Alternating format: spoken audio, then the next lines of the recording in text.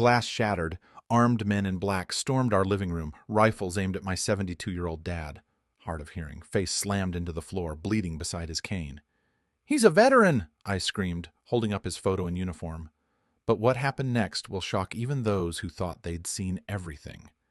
But first, let's go back to the beginning. The man with the rifle didn't blink at first.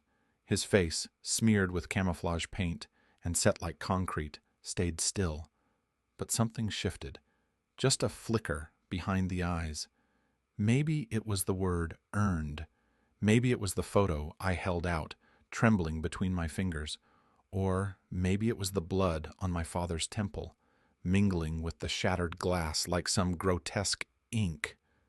Still, no one moved. Time didn't slow, it compressed. Every breath felt too loud.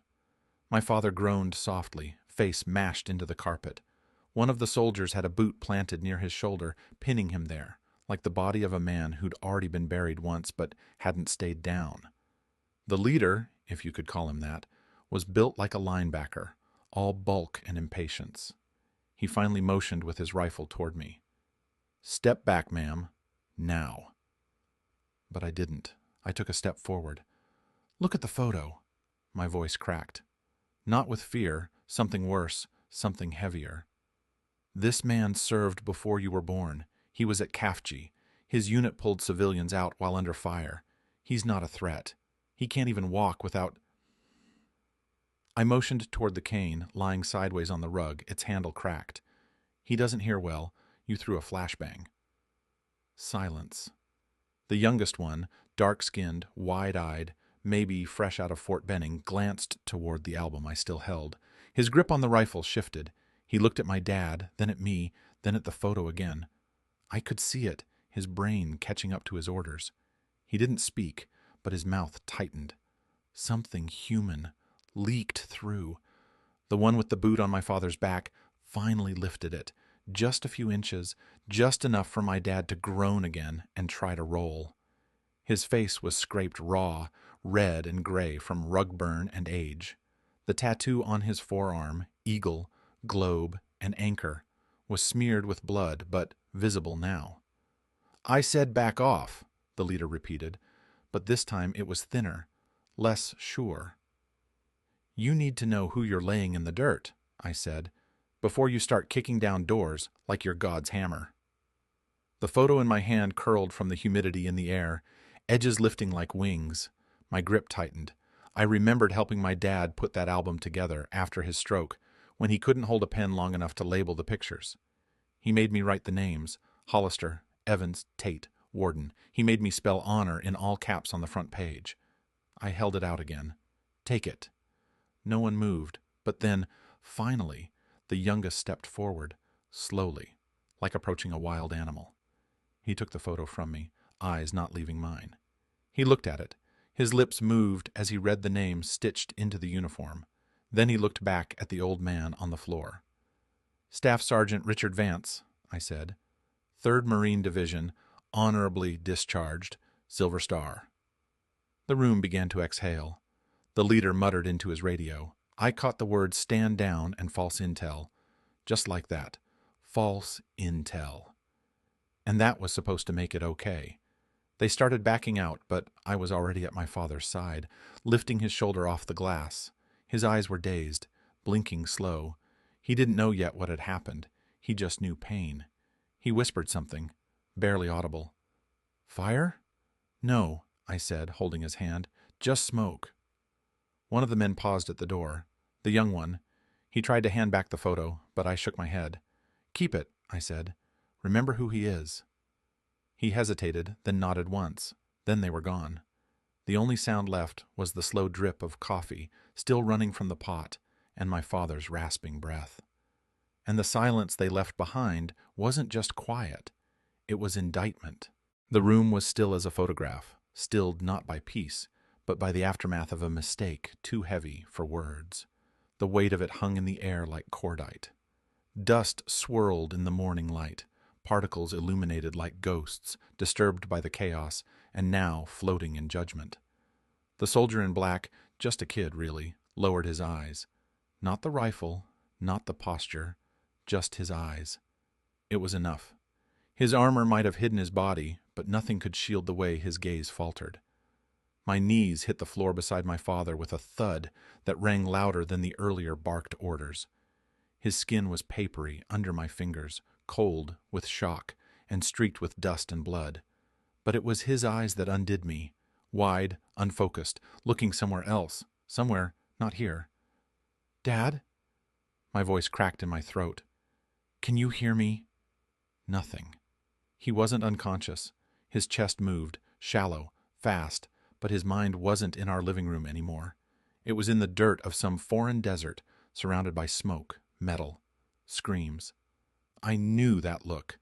I'd seen it before, in flashes, in nightmares. It was the 1,000-yard stare they used to write about in war journals. Only this time, it wasn't war that triggered it. It was home. I turned and looked back at them. These men with weapons and matching uniforms, trained precision stamped into their bones. But none of them moved now. Even their boots seemed ashamed to touch the carpet. One of them, younger than me, stared at the family photos on the wall, unable to meet our eyes. The one with the sheet of names looked like he'd just realized he was holding a murder weapon and didn't know where to put it. 3 streets over, I said aloud. "That's where you meant to go." They didn't answer. They didn't have to. I'd seen the paper. Our name was circled, but so was another, similar spelling. Wrong house. "What was it?" I asked, standing slowly, hands trembling with fury. "Weapons charges? Parole violation? A rumor from a neighbor who saw a rifle case through a window?" The team lead shifted. His helmet was off now, hair damp with sweat, face pale as chalk. He opened his mouth, closed it, then tried again. I'm sorry, sir." He was talking to my dad, but my father didn't answer. He was lost somewhere none of us could reach. "You're sorry?" I hissed. My voice wasn't loud, but it cut. "You think that matters now? You think that unshatters the glass, unbreaks his bones, unstitches the trauma you just pulled wide open like a wound that never healed?" I pointed at the cane, lying across the threshold, like a warning. "He built this home. He earned the right to peace, to silence, to safety. And you, storming in here like an invading force, you didn't just break a door, you broke him." The lead didn't speak. None of them did. My hands clenched so tightly, I thought my nails would split. "Do you know how long it took him to feel safe sleeping indoors again? Years. Years. And you erased that in 6 seconds." No answer. Not even from the one holding the photo, now staring at it, like it burned. "He trained men like you, taught them to clear buildings, to assess threats, to think before firing. And today, you tackled him like he was a terrorist." I knelt again beside my father. Gently, I brushed the dust from his cheek, trying to anchor him back to now.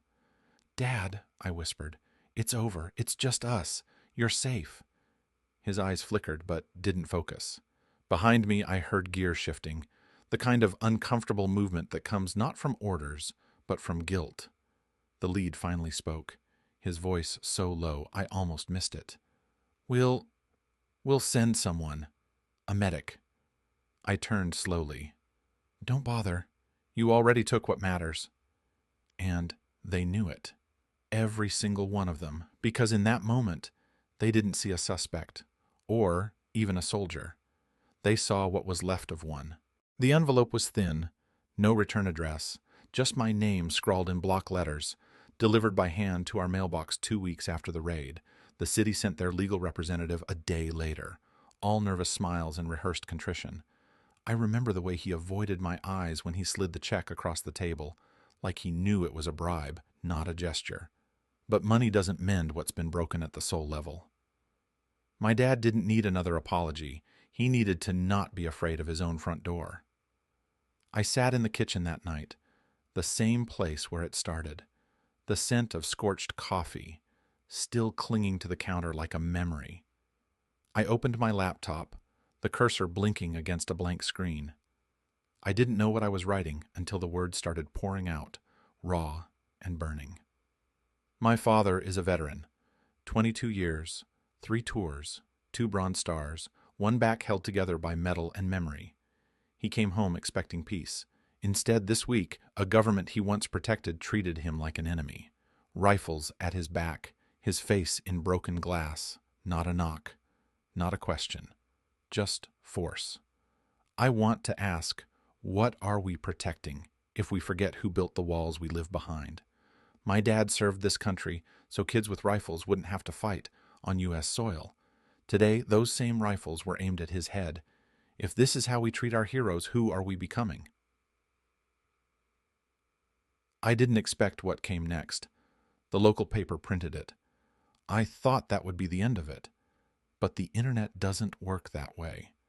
Veterans groups reposted it, adding their own stories of raids, of flashbacks triggered by sirens, of brothers in arms pulled from nightmares by sirens instead of gunfire.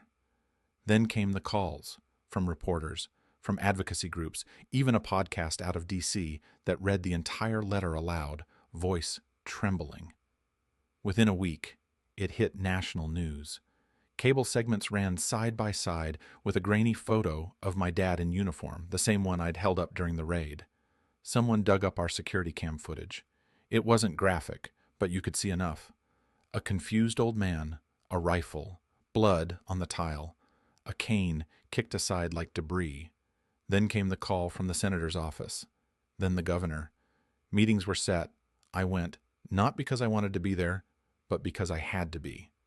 Because if I didn't speak, someone else's dad was next. And something shifted. The police chief issued a rare public admission. The SWAT team involved was benched, then sent through retraining. But it wasn't the usual slap-on-the-wrist PR spin. This time, they listened. They brought in veterans, psychologists. They sat down with PTSD specialists. They learned how to see someone like my dad, past the beard, past the nerves, past the confused shouting, and remember the man underneath. 3 months later, they launched a new program. They called it the Raymond Protocol. It was quiet, deliberate, tactical compassion. Before entering any high-risk house, they now check for military service history. They pause. They don't shout first. They don't use flashbangs if they see a flag in the window or a cane by the door. They know now that not all enemies are threats, and not all threats come from men holding weapons. The irony is, my dad never once asked for this. He never protested, never posted. He just sat, quiet, as always. The war stole his words decades ago. But a few weeks after the program launched, I found him in the living room, alone. Photo album open in his lap, medals laid out beside him like fallen friends. He didn't look up when I walked in, but I saw it. There, tucked into the back pocket of the album, folded carefully between the photos of sand-swept tents and smiling men in fatigues, was that photo. The one I held up to the SWAT officer, trembling and defiant. He looked up, eyes glassy but clear, and with a voice that barely carried past the dust motes, he said, "Thanks for reminding them who I was." It wasn't victory, but it was something. The system didn't collapse. The damage wasn't undone, but neither was it invisible. And for once, injustice didn't get to vanish quietly into the next news cycle.